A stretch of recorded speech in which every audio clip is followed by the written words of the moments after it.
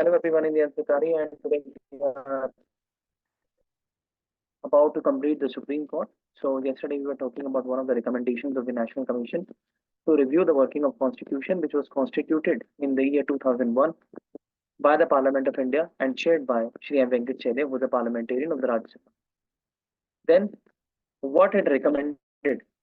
This commission recommended that there should be a National Judicial Commission जिसके अंदर इतने लोग होने चाहिए. Number one, CJI is the chairman, two senior most judges of the Supreme Court, Union Minister of Law and Justice, and one eminent person who considered as a distinguished jurist by the President of India. So why now the Judicial Commission is not there? Again, because the Supreme Court says that executive do not have any constitutional right to interfere in the matters of the appointment, which is mentioned in the Directive Principle, Article 50. But if the Constitution we critically examine, so Constitution nowhere bars the executive in taking such decisions, because when the directive principles are not implemented, that when the directive principles are not justiciable, so it does not give them constitutional sanctity and sanction to not allow behalf. The Parliament of India has changed the mechanism of appointing the CJI and the other judges in the Supreme Court and in the High Court when we are talking about the appointment process as well as the transfer, where now the collegium recommendation will first reach out to the Law Ministry, who will study them in details, and then that recommendation will reach out to the Prime Minister office, and then it will go finalize in the finalization form to the President office for the sign, and then the appointment will take place. So if the judiciary is also reluctant in allowing the executive to interfere, so the parliament is also very much reluctant in fulfilling the vacancies. And this constitutional mistrust leads to the injustice, because the justice is delayed, the judges are not there, and the corruption we also see in the judiciary. So the separation of power is not duly maintained, and the functional mismanagement also takes place when the two respective agencies confront each other without having any important matter. Then a committee which will comprise CJI and two senior most judges of the court will comprise the committee of NJAC to examine complaints of behavior and complaints of misbehavior and incapacity. But again, I'm saying that it is not implemented. So current mechanism is only we have that the time we are judging the judge on the basis of the misbehavior and incapacity. So we follow the constitutional principles where the resolution with 50 member support in the Rajya Sabha and 100 member support in the Lok Sabha to be passed, to be admitted by the Speaker and the Chairman, and then an inquiry committee of 3 persons, which includes the judges, to be finalizing that matter, and then the resolution pass and it leads to the impeachment of the judges. So National Judicial Appointment Commission, we have talked, so we can move forward.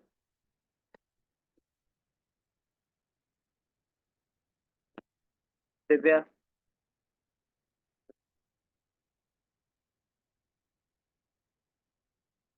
Might she's not available. So NJC, I will request Divya, please scroll accordingly. Pradeep मैंने scroll किया है. आप एक बार ऊपर जाइए.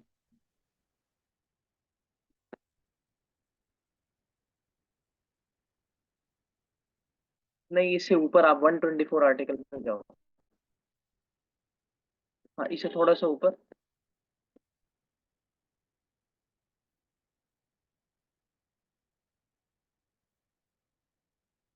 Maybe the network issue. Don't know from which side. Then the All India Judicial Service. Yes, here. So National Judicial Appointment Commission, which was deleted by the Supreme Court, by the 4th Supreme Court, and we can say 4th judge case. That commission was made under Article 124 that talks about the Supreme Court. And if we talk about Article 124, so again we have seen that in the Sankal Chand State case, it was mentioned that consultation is not mandatory and just is the expression of the views. Then the SP Gupta versus Union, supremacy of CJI was laid out in the appointment process, even though we have the collegial system. And President reference 1998 consultation is concurrence, which has to be taken, and it is just an expression of the views. But post the collegium system, we have seen that even the CJI supremacy is not there. The collegium should have unanimous decision at the time of recommending the appointment of various names. Then there is a bone of contention between the executive and judiciary over the appointment as well as over the transfer. If we take the recent example of the Calcutta High Court and the Madras High Court, so one judge of Madras High Court was transferred to Calcutta High Court, and the whole bar of the Madras protested against the government decision. They were saying that this is an arbitration of the executive and the judiciary power, and tell us the grounds on the basis of which you have done that transfer. So it is also, we have also some guidelines that what kind of norms should be applied when you are transferring the judges from one high court to the another, from district to high court, from high court to Supreme Court. What are the basic grounds on the which you actually do that thing? Then to uphold the constitution and good governance, it is essential to keep judiciary out of such controversies. लेकिन इसके अंदर हम देखते हैं कि judiciary is also one of the main party because over this contention. Because if judiciary will allow the parliament to frame such kind of national judicial commission where the representation will happen of judiciary as well as of the executives, only then the problem can be solved.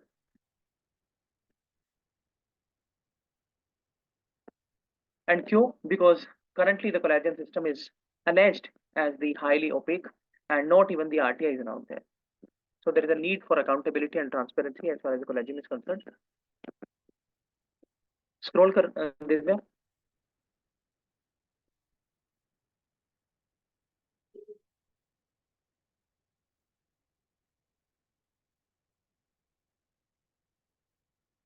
Screen is not. Okay, select please.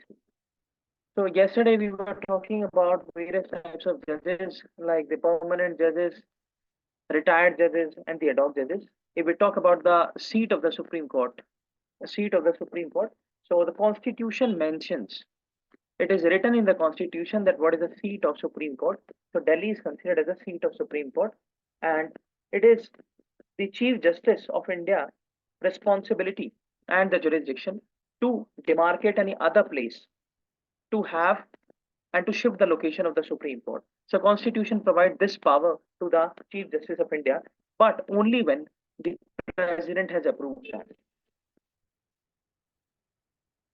Apart from that, if we talk about the procedure of the court, so Supreme Court has two types of benches. One is ordinary bench, one is constitutional bench. So constitutional bench where the minimum numbers will be 5 and maximum can be 11. And ordinary bench where 1 judge, 2 judge, 3 judge, 4 judges are sitting and giving their verdicts. If the constitutional bench is constituted, so the decision of the constitutional bench must be taken with the unanimous decision. Apart from that, if we talk about the Supreme Court and its independence, so Supreme Court independence is enshrined in the Constitution. How? Number 1, it is considered as federal court. Why? Because it is mentioned with the union government. Number 1. Number 2, its decisions and the verdicts has the applications from top to bottom. Number 3, it is the highest court of appeal. We talked that British Privy Council was abolished and the power of that body was transferred to the Supreme Court. Then guarantor of the fundamental right under Article 3(2), where it uses various sort of writs to ensure that the suspension of fundamental rights or the abrogation of fundamental rights should not hurt the sanctity of Part 3 of Indian Constitution. And it is a guardian of Indian Constitution in whole, because in its original jurisdiction, it deals the matters of constitutional provisions between the center and the states, federal matters, list matters, and other matter which is affecting the constitutionality of the country. Then what kind of other independence is ensured? Number 1, appointment procedure laid out in the Constitution. How it will happen? On the basis of the collegium recommendation. And currently we have seen the reforms. What are the procedural changes we have seen? NJC Act, abolition of NJC in the 4 judge case, And then we have the current system where the advice will reach out to the ministry, then ministry to PMO, PMO to the president office. Number two, security of tenure. Appointed by the president, but can be removed only on the grounds laid down in the constitution itself, that is proved the misbehavior and incapacity, and that is highly rigid because special majority is required even for the acceptance of the resolution, and a special committee is also constituted where the judges are having their presence. Now, judges, clerks, officers, pensions, perks, salaries, everything is charged expenditure in the Consolidated Fund of India under Article 266, which are not subject to the vote by the Parliament, especially if we talk about the Lok Sabha. Then privileges. What kind of? Their conduct cannot be discussed on the floor of the House, in each house of the Parliament, or even in the state legislature. No parliamentarian or MLA is allowed to discuss the matter in the conduct matters of the judges, because that will lead to the violation of the conduct rules of the Supreme Court and the High Court. Then ban on practice after retirement. They cannot do the practice after retirement, and that is why this provision is ensuring independence on one hand, but it is highly ambiguous in nature. The reason being, we mentioned yesterday also that there are judges who are alleged to have given their verdicts on the basis of a principle that is post-retirement benefits affecting pre-retirement judgments, where one of the senior most judges of the Supreme Court was given the designation of National Commission of Backward Class, I think. So that is the violation of pool of period, which is available in the administrative agencies as well as in the judiciary. So we should stick to that. Then power to punish for its contempt. We've seen that Constitution do not provide the contempt power, but the Contempt Act 1971 provides such power. And the contemporary example is of Prashant Bhushan, who is a senior advocate registered in the documents of the Supreme Court. And 1 rupee was charged over him as a pecuniary penalty, as he did the civil contempt of the Supreme Court. We have two types of contempt: civil contempt, criminal contempt. We'll talk about them in detail in the later part of the course. Then freedom to appoint its staff. As we mentioned, that CGI is the nodal in the process in the Supreme Court. Clerk se lekar ke judge tak, everything is in his hands. And there was also a contemporary law over the CGI of the sexual assault on a lady who was working in the premises of the Supreme Court. But obviously, that matter was not proved on the Supreme Court judge, so we cannot say much on that. Then jurisdiction cannot be curtailed. They can only be enhanced by the Parliament via a law in the Constitution. And separation of executive under Article 50, as we are talking constantly. If we talk about various types of jurisdictions of the Supreme Court, so Divya, just try once more so that the screen gets adjusted. Otherwise, I'll speak about the jurisdictions. Yeah, now it is working. So Article 312. Yes. So as we know that Rajya Sabha, yes, just leave here. Article 312 provides Rajya Sabha or the second house chamber the power to create All India judicial services on the same lines of All India services like IAS, IPS and other. And there is a constant demand by the Parliament that All India judicial service should be created in India so as to reduce the pendency of the cases. But there are a number of problems. Now, what are the problems? If the Rajya Sabha passes such a resolution and suggests the Parliament to frame such kind of All India judicial services, then the states will raise a question, because when we talk about Sarkaria Commission, Punchi Commission, and other commissions, so they have found that states government have a major problem over All India services, and that is a cause of concern, bone of contention between the center and state relations. Why so? Because if All India judicial service will get created, who will be the regulator of them? Center will regulate or state will regulate? Regulate के अंदर भी immediate control किसके पास होगा और final control किसके पास होगा?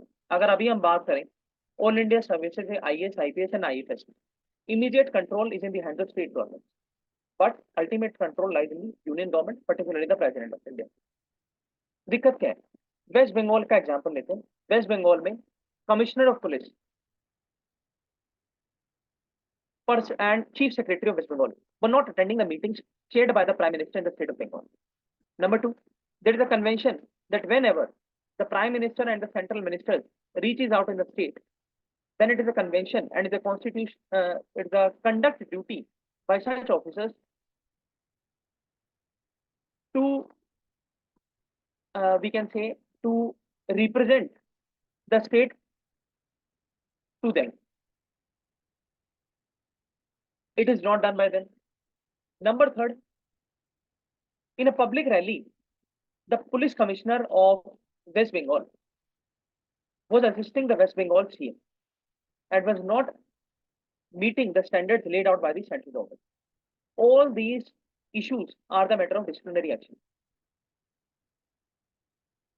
Now, what happened that when the central government called such officers in the union ministries, they were not allowed by the state government. So this means that partisan politics impacts their independence and leads to problems with the all India service personnel. दूसरा concern क्या है कि all India services में जो officers recruit होंगे कौन सी agency करेगी? UPSC करेगी? क्या क्राइटेरिया होगा? क्वालिफिकेशंस तो सुप्रीम कोर्ट और हाई कोर्ट के लिए, जजेस के लिए भी नहीं है, तो ऑल इंडिया जुडिशियल सर्विस के लिए क्यों हो? और हो तो क्या हो? अगर जजेस की बात करें तो सिर्फ इतना लिखा हुआ है, सिटीजन होनी चाहिए, 65 साल की एज होनी चाहिए, प्रेसिडेंट की नजरों में डिस्टिंग्विश्ड जूरिस्ट होने चाहिए, हाई कोर्ट में प्रैक्टिस होनी चाहिए, जज की 5 साल और वकील की 10 साल। लेकिन जुडिशियल सर्विस के लिए आप क्या क्रेडेंशियल्स करेंगे? और अगर करते भी हैं तो उसको आप सिंक्रोनाइज कैसे करेंगे? जो स्टेट लेवल पर लोअर जुडिशरी के एग्जाम होते हैं उनको कैसे इनकॉर्पोरेट करेंगे? सो इन सारी चीजों में दो चीजें निकल के आती है। पहला, रेगुलेशन का कंट्रोल, उसमें दिक्कत है सेंटर स्टेट के बीच में।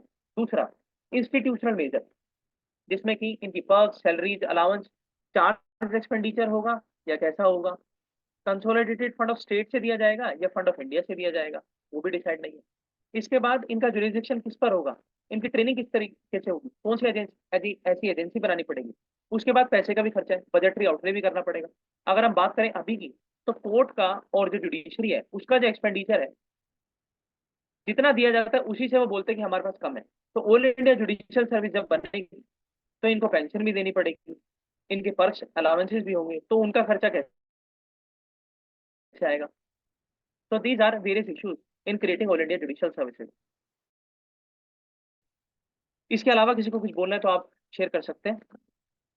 और यहाँ पर ये भी लिखा हुआ है अंडर आर्टिकल 236 कि ऑल इंडिया जुडिशियल सर्विस जो बनेगी shall not include any post inferior to that of district जज। तो जब डिस्ट्रिक्ट जज पर स्टेट गवर्नमेंट से ही और स्टेट एग्जामिनेशन के तहत ही जब जज आ रहा है, तो फिर ऑल इंडिया जुडिशियल सर्विस के ऊपर आके वो करेंगे क्या? इसमें ऐसा भी बोला जाता है कि it will act as a lateral entry. अगर हम आईएएस आईपीएस की बात करें तो वो काम करते हैं जनरलाइजेशन प्रिंसिपल के ऊपर, लेकिन ऐसा हम जुडिशियल सर्विसेज के साथ नहीं कर सकते हैं, because they require specialised knowledge of the legal text. तो दीज आर सम कंसर्न्स। अब आर्ग्यूमेंट देखते हैं। ऑफिसर जो रिक्रूट होंगे ऑल इंडिया जुडिशियल सर्विस पे नेशनल लेवल पे, इनके पास नॉलेज नहीं होगी रीजनल लैंग्वेज की। लेकिन ऐसा, इसका हम काउंटर आर्ग्यूमेंट भी दे सकते हैं कि ऐसा तो आईएएस आईपीएस के साथ भी होता है। तो उसका क्या प्रावधान है? आपका 1 साल का रीजनल लैंग्वेज का ट्रेनिंग मॉड्यूल होता है जो आपको पास करना पड़ता है, और उसी के बिहाफ पर आपका फाइनलाइजेशन ऑफ कैडर होता है। तो ये इनके साथ भी हो सकता है। दूसरा, all India judicial service shall not district जज से नीचे। तो इसमें हमने देखा कि जो डिस्ट्रिक्ट जज है दे ट्राई क्रिमिनल केसेस और अपील जुरिसडिक्शन भी करते हैं क्रिमिनल और सिविल मैटर में, जो कि काउंटर प्रोडक्टिव हो सकता है। तो ऑल इंडिया जुडिशियल सर्विसेज जब ऑफिसर डिस्ट्रिक्ट जज के ऊपर आकर बैठेंगे, जिनका कंट्रोल सेंटर के पास भी होगा, स्टेट के पास भी होगा, लेकिन सेंटर के पास ज्यादा होगा। तो कुछ ऐसे मैटर अगर आए जिसमें क्या डिटर्मिनेशन होगा कि ऑल इंडिया जुडिशियल सर्विस में बैठे हुए लोग उस अपील को मानेंगे या नहीं मानेंगे, डिले हो जाएगा।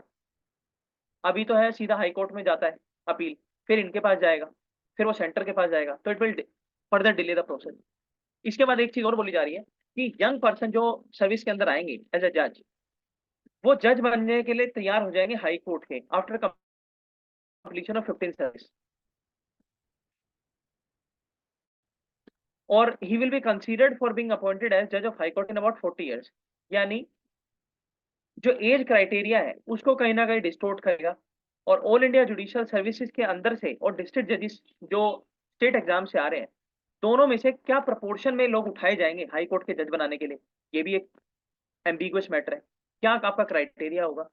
तो हम यही बोल सकते हैं कि there is a need for parliamentary committee of law ministry to study and examine this matter in detail in incorporation with law commission recommendations, bar council recommendations, and obviously under the guidance and supervision of Supreme Court and High Court, and along with the parliamentarians, particularly the executive government. Because before making all India judicial services, there is a high need of having transparency into the collegium system, which is a major bone of contention between center and state. Then salary हमने देख लिया, determine की जाती है by parliament, लो बनाकर, काटी नहीं जाएगी, बढ़ाई जा सकती है, पेंशन ली नहीं जाएगी, बढ़ाई जा सकती है। उसके बाद सारी की सारी जो पर्क्स एंड प्रिविलेजेस होते हैं चार्ज एक्सपेंडिचर का पार्ट होते हैं। Appointment of acting chief justice हम देख चुके हैं, जब वैकेंट होता है तो इसमें प्रेसिडेंट बताते हैं। करो दिव्या स्लोड। एडहॉक जजेस भी हमने देखे, रिटायर्ड जजेस की भी हमने देखा। Then supreme court is power of record. तो supreme court is power of record का मतलब क्या होता है? Supreme court is power of record का मतलब मेंशन है अंडर आर्टिकल 129। ये कहता है कि सुप्रीम कोर्ट की चाहे कोई भी डिसीजन हो, छोटे से छोटा या बड़े से बड़ा, वो एविडेंटरी वैल्यू के तौर पर रखा जाएगा, वो एज ए नेशनल आर्काइव माना जाएगा, ताकि जो छोटी कोर्ट है, जो प्रैक्टिशनर लॉयर्स हैं, वो उन केसेस को स्टडी करें। तो ऐसा क्यों बोला जाता है कि केसेस को स्टडी करें? पुराना केस हो गया तो खत्म करो, नए से शुरू करो। लेकिन इसका एक बेनिफिट ये होता है कि जब आप पुराने केसेस को कोट करते हैं, स्टडी करते हैं, तो it saves the judiciary time in deciding the efficacy of the cases, and this is the background reason of having this record provision. Then seat of Supreme Court under Article 130 जिसमें हमने देखा, बताया गया दिल्ली है, लेकिन दिल्ली के अलावा भी हो सकता है अगर चीफ जस्टिस चाहे, लेकिन प्रेसिडेंट का अप्रूवल होना चाहिए। अब हम देखते हैं जुडिशियल स्टैंडर्ड्स क्या होने चाहिए। पंक्चुअलिटी होनी चाहिए, कमिटमेंट होना चाहिए, ये सारी नॉर्मेटिव अप्रोच है, इंटेग्रिटी होनी चाहिए, इम्पार्शियल होना चाहिए। Judgment should speak for themselves. Judgment जो है अपने आप में ही ऐसी होनी चाहिए कि वो उसको एक्सप्रेस भी ना करना पड़े, वो अपने आप में ही इफेक्टिव इंप्लीमेंटेशन कर पाए। इंडिपेंडेंट जुडिशरी नीड, तो क्या नीड है? ये हमने देखा है कि ओथ एंड एफर्मेशन के अंदर भी लिखा हुआ है कि कॉन्स्टिट्यूशन और लॉ की सुप्रीमेसी अपहोल्ड करनी चाहिए और डेमोक्रेसी को अपहोल्ड करना चाहिए। डिक्टेटरशिप, इसके हम बोल सकते हैं एग्जीक्यूटिव आर्बिट्रेरीनेस को और लेजिस्लेटिव ओवररीच को कम करने के लिए इंडिपेंडेंट जुडिशरी की बहुत जरूरत है। जुडिशियल रिव्यू की हमने बात की। जुडिशियल रिव्यू अगर हम देखें तो कॉन्स्टिट्यूशन के अंदर कहीं भी इस टर्म का ही मेंशन नहीं है। ये एक डिराइव्ड कॉन्सेप्ट है जो कि लाया गया in the post independence time by various dignified जजेस like justice Bhagwati Iyer and P N Bhagwati, justice Krishna Swami Iyer and others. और जुडिशियल रिव्यू की बात की गई जिसमें ऐसा बोला जाता है कि जो एग्जीक्यूटिव एक्शंस होते हैं और जो लेजिस्लेटिव प्रोनाउंसमेंट्स होती हैं, लेजिस्लेटिव प्रोनाउंसमेंट्स यानी कानून जिसके अंदर कई तरीके के कानून आते हैं, नेचुरल लॉ होता है, कॉन्स्टिट्यूशनल लॉ होता है, ऑर्डिनेंसेस होते हैं, स्टेट गवर्नमेंट और सेंट्रल गवर्नमेंट के लॉ होते हैं, उसके बाद एक्स्ट्रा कॉन्स्टिट्यूशनल लॉज होते हैं। इन सारे ही लॉ के ऊपर जिनको बोला जाता है लेजिस्लेटिव प्रोनाउंसमेंट, आप जो है जज होने के नाते और जुडिशरी के नाते आप उसकी कॉन्स्टिट्यूशनैलिटी को चेक कर सकते हैं कि क्या ऐसा कॉन्स्टिट्यूशनल अलाउ करता है। किन चीजों पर करेंगे? अलग अलग थ्योरीज हैं आपके यहाँ, अलग अलग डॉक्ट्रिन है, पिथ एंड सब्सटेंस है, बेसिक स्ट्रक्चर डॉक्ट्रिन है। उनके बिहाफ पे आप डिसाइड करते हैं कि क्या इससे कोई खतरा तो नहीं है कंट्री को, क्या लोगों के फंडामेंटल राइट्स तो हर्ट नहीं हो रहे, क्या डायरेक्टिव्स तो सब्जुगेट नहीं हो रहे। दूसरा एग्जीक्यूटिव एक्शन, जिसमें कि हम बात करते हैं यूनियन की और सेंटर के एग्जीक्यूटिव की, जहां पर आप डिसीजन लेते हैं तो उसका भी जुडिशियल रिव्यू किया जाता है। जुडिशियल रिव्यू कहां से डिराइव है? तो आर्टिकल 13 से। देन सुप्रीम कोर्ट कि अगर हम, अब आप यहीं पे रोको दिव्या, अब हम बात करते हैं सुप्रीम कोर्ट के जुरिस्डिक्शन। तो सुप्रीम कोर्ट के यहाँ, हमारे यहाँ अलग अलग तरीके के जुरिस्डिक्शन दिए गए हैं। अगर हम बात करें इन टोटल, तो हमारे यहाँ 7 से 8 तरीके के जुरिस्डिक्शन है, लेकिन we will talk about the prominent jurisdiction. सबसे पहला होता है ओरिजिनल जुरिस्डिक्शन। इसका सिंपल सा मतलब है, सेंटर और स्टेट अगर लड़ रहे हैं, सेंटर और ज्यादा स्टेट, सेंटर या फिर एक स्टेट। एग्जाम्पल, अगर हम बोले कि तेलंगाना गवर्नमेंट ये कह रही है हमारे पास पैडी का प्रोडक्शन ज्यादा है, आप एमएसपी के अंडर क्यों नहीं खरीद रहे हो?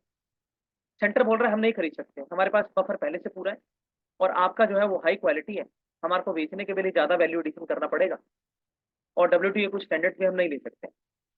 ऐसा मैटर नहीं जाएगा ओरिजिनल जुरिस्डिक्शन के अंदर। मैटर क्या जाएगा? मैटर जाएगा कि स्टेट इसके अंदर अपने कानून कैसे बनाया, ये मैटर जाएगा। स्टेट स्टेट गवर्नमेंट या फिर सेंट्रल गवर्नमेंट की कुछ एसेट है, जैसे रेलवे, अगर रेलवे किसी स्टेट के अंदर से होकर जा रही है और स्टेट बोले कि यहाँ पर मैं अलाउ नहीं करूंगा, ऐसा मैटर जाएगा। तो ये क्या मैटर है? इन मैटर को बोला जाता है कॉन्स्टिट्यूशनल मैटर। तो कॉन्स्टिट्यूशनल मैटर्स अगर इशू क्रिएट होते हैं सेंटर या एक स्टेट के बीच में, सेंटर या ज्यादा स्टेट के बीच में, या फिर स्टेट और स्टेटों के बीच में, स्टेट और स्टेट के बीच में का एग्जांपल लेते हैं, inter state territorial dispute, Maharashtra Karnataka, उसके बाद Haryana Punjab over Chandigarh. Inter state में ही बॉर्डर डिस्प्यूट है, कल ही हमने देखा Kaveri pact between Karnataka and Tamil Nadu. इसके बाद Mulla Periyar dam, dam construction के ऊपर, जिसके ऊपर पार्लियामेंट डैम भी लाई। दोनों को डील करने के लिए जुडिशरी से पहले पार्लियामेंट के पास अपने प्रोविजन है अंडर आर्टिकल 262, 263। 262 के अंदर बात की जाती है inter state river dispute tribunal, जिसके अंदर बात की जाती है कि दो स्टेट के बीच में अगर कोई नदी है तो किस तरीके से उनका एलोकेशन ऑफ शेयर होगा, इक्विटेबल शेयर होगा। डैम का अगर कहीं पर है तो उसका रेगुलेशन कौन सी सरकार करेगी। सुप्रीम कोई भी जो कोर्ट है उनके ऊपर अलाउ नहीं है कि आप उस मैटर को एंटरटेन करो, पार्लियामेंट ही करेगी और जो डिसीजन होता है वो बाइंडिंग होता है। Inter state council under article 263, किसी भी तरीके का स्टेट और स्टेट के बीच में कोई भी कॉन्स्टिट्यूशनल या अनकॉन्स्टिट्यूशनल मैटर है, टेरिटरी का मैटर है, रिवर का मैटर है, एम्प्लॉयमेंट का मैटर है, कुछ भी अगर मैटर है तो सारा का सारा इंटर स्टेट काउंसिल डील करती है अंडर आर्टिकल 263। लेकिन अगर कुछ कॉन्स्टिट्यूशनल मैटर्स है स्टेट और स्टेट के बीच में ही, तो उनको जुडिशरी करो। तो सबसे पहला, ओरिजिनल जुरिस्डिक्शन के अंदर फेडरल डिस्प्यूट्स एंटरटेन किए जाते हैं जो कि कॉन्स्टिट्यूशन से रिलेटेड, और पहले इंस्टांस में ऐसे मैटर्स को सुप्रीम कोर्ट के अंदर ले जाया जाता है। जब हम बात करते हैं आर्टिकल 32 की, तो उसमें फर्स्ट इंस्टांस में ही अगर आप जाना चाहें तो सुप्रीम कोर्ट जा सकते हैं। और इसी तरीके से जब आप फर्स्ट सेंटर ऑफ स्टेट या स्टेट और स्टेट के बीच में कॉन्स्टिट्यूशनल मैटर्स के ऊपर लड़ाई है तो आप फर्स्ट इंस्टांस में सुप्रीम कोर्ट जा सकते हैं। एग्जाम्पल हम स्टबल बर्निंग का भी ले सकते हैं over Punjab and Delhi and Haryana. इसके बाद पॉलिटिकल नेचर के मैटर एंटरटेन नहीं होंगे, कोई प्राइवेट इंडिविजुअल अलाउ नहीं कर, एंटरटेन नहीं कर सकता है, कोई प्राइवेट बॉडी एंटरटेन नहीं कर सकती है, सिर्फ सेंटर और स्टेट यहाँ पर एंटरटेन होंगे। कैसे होंगे? खुद तो आएंगे नहीं, तो advocate general of each state will represent them, solicitor general of each state will represent. और जब सेंटर की बात होती है तो attorney general and solicitor general. अब कौन से मैटर नहीं आते हैं? हमने देखा इंटर स्टेट बॉर्डर के मैटर नहीं आएंगे, फाइनेंस कमीशन के मामले नहीं आएंगे, कोई कॉन्स्टिट्यूशन से पहले ट्रीटी साइन हुई थी उसके मैटर नहीं आएंगे, कोई डिसएग्रीमेंट हो रहा है किसी भी चीज को लेकर उसके मैटर नहीं आएंगे, ट्रेड का मामला है तो जीएसटी काउंसिल से निपटो, हमारे पास मत आओ। इसके बाद जो दूसरा जुरिस्डिक्शन आता है वो आता है रिट जुरिस्डिक्शन। तो पहले के अंदर बड़े मुद्दे, सेंटर स्टेट की लड़ाई, दूसरे के अंदर गवर्नमेंट और आम आदमी की लड़ाई, यानी फंडामेंटल राइट से रिलेटेड। तो इसके अंदर हमने देखा है 5 तरीके की रिट होती है, habeas corpus, mandamus, prohibition, quo warranto, certiorari. Habeas corpus 24 घंटे के अंदर मजिस्ट्रेट के सामने पेश करो। प्रोहिबिशन, रुक जाओ, आपके जुरिस्डिक्शन से बाहर मैटर है, आप मत एक्शन लो। को वारंटो, जिस पोस्ट पर बैठे हो प्रूव करके दिखाओ, अपॉइंटमेंट से आए हो, या फिर अप्रोच लगा कर आए हो, कैसे आए हो बताओ हमें। सेटियोरारी, छोटी कोर्ट जो है वो मैटर ढंग से नहीं निपट पा रही है, बड़ी कोर्ट को दे दो। दो कोर्टों में से एक मैटर के जुरिस्डिक्शन में नहीं है, जिसके पास है उसको दे दो। मेंडेमेस, आप गलत काम कर रहे हो, सही से काम करो। इन सारी चीजों में ओरिजिनल जुरिस्डिक्शन जो है वो है सुप्रीम कोर्ट के पास। लेकिन जब हम बात करते हैं रिट जुरिस्डिक्शन की, तो रिट जुरिस्डिक्शन एक्सक्लूसिव राइट नहीं है सुप्रीम कोर्ट का, हाई कोर्ट के पास भी है अंडर आर्टिकल 223। इसके अलावा जो पार्लियामेंट है उसको अलाउ भी है कि सुप्रीम कोर्ट को इन 5 मुद्दों से अलग रिट पास करने के लिए वो दे सकती है। यानी फंडामेंटल राइट में तो ओरिजिनल जुरिस्डिक्शन है रिट पावर का, लेकिन अगर कोई और मैटर पार्लियामेंट चाहे कि रिट के अंदर आ जाए, तो पार्लियामेंट ऐसा कर सकती है और सुप्रीम कोर्ट को पावर दे सकती है उसका जुरिस्डिक्शन को एनलार्ज कर। और हम बोल सकते हैं कि हाई कोर्ट का जो रिट जुरिस्डिक्शन है वो पहले से ही एनलार्ज है। क्यों? क्योंकि ना केवल फंडामेंटल राइट, लेकिन क्रिमिनल सिविल मैटर के ऊपर भी वो रिट लगा देती है, तो उसका पहले से एक्सक्लूसिव। तीसरा जुरिस्डिक्शन है अपील जुरिस्डिक्शन, जो कि हमने अभी देखा कि आप अपील कर सकते हैं छोटी कोर्ट से, अगर आप सेटिस्फाइड नहीं है तो ऊंची वाली कोर्ट में।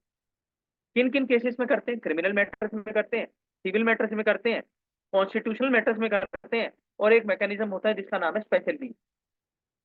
अगर हम बात करें कॉन्स्टिट्यूशनल मैटर्स में, तो कॉन्स्टिट्यूशनल मैटर्स में अगर आप अपील करना चाहते हैं तो इट इज अ मस्ट कि हाई कोर्ट से आप परमिशन लेकर आओ। पहले हाई कोर्ट डिसाइड करेगी कि आपका कुछ भी मैटर है वो कॉन्स्टिट्यूशन से रिलेटेड है या नहीं। अगर वो साइन करके देती है, यानी जब कॉन्स्टिट्यूशनल आपको, जब हाई कोर्ट आपको सर्टिफाई कर देगी कि आपका केस कॉन्स्टिट्यूशनल मैटर्स को इंटरप्रेट करने की क्षमता रखता है, ऐसा कोई क्वेश्चन उसमें उठा है जो कॉन्स्टिट्यूशन से डिराइव है, तब आप डायरेक्ट सुप्रीम कोर्ट जाइए जब हाई कोर्ट आपको सर्टिफाई कर दे। या फिर हाई कोर्ट ने जो डिसीजन दिया था वो गलत दे दिया, और बाद में उन्होंने बोला भी कि हमने गलत दे दिया और इसकी जुरिस्डिक्शन हमारे पास तो है लेकिन हम इंटरप्रिटेशन ढंग से नहीं कर पा रहे हैं, तो आप सुप्रीम कोर्ट जाइए। तो इन मैटर्स पर आप सुप्रीम कोर्ट जाते हैं कॉन्स्टिट्यूशनल मैटर। दूसरा आता है सिविल मैटर। सिविल मैटर के अंदर क्या है? यानी हाई कोर्ट जब आपको सर्टिफाई कर रहा है कि आपका सिविल मैटर मैट्रिमोनी का हो सकता है, आपका लैंड डिस्प्यूट हो सकता है, आपका ट्रस्ट से रिलेटेड हो सकता है, सिविल मैटर, तो इसमें हाई कोर्ट ये बोलते हैं कि आपका मैटर इंटरप्रिटेशन चाहता है सुप्रीम कोर्ट, यानी जो हम इंटरप्रिटेशन दे रहे हैं उसमें हमें लगता है कि हमारे इंटरप्रिटेशन में थोड़ी कमी है, तो हम सर्टिफाई कर रहे हैं, आप चले जाइए। दूसरा, कोई ऐसा क्वेश्चन क्रिएट हो जाए जिसमें हाई कोर्ट को डिलेमा हो कि हम दें डिसीजन इसमें ना दें, बड़ी वाली कोर्ट की सहमति चाहिए, उसमें आप जा सकते हैं। और देर इज नो लिमिट। अगर हम बात करें, अगर आपकी कितने भी अमाउंट की पिटीशन है, अगर वो 20,000 की है, अगर वो 20 लाख की है, अगर वो 20 करोड़ की है, कितने भी पैसों की, आप हर सिविल केसेस को उठा करके जब हाई कोर्ट सर्टिफाई कर दे तो सिविल मैटर की अपील कर सकते हैं हाई सुप्रीम कोर्ट के अंदर। अब बात करते हैं क्रिमिनल मैटर। क्रिमिनल मैटर्स में हाई कोर्ट सर्टिफाई करे कि हमने जो लाइफ सेंटेंस आपको दिया उसके खिलाफ आप चले जाओ। दूसरा, कि केस के अंदर इतनी गंभीरता है कि आप सुप्रीम कोर्ट ही इसके ऊपर डिसीजन दे सकती है। दूसरा, एक्यूज्ड को जो सेंटेंस दिया गया है वो अपील पर छोड़ा जा सकता है, यानी हमने जो उसको सेंटेंस दिया है, लाइफ सेंटेंस दिया है या फिर कैपिटल पनिशमेंट दिया है,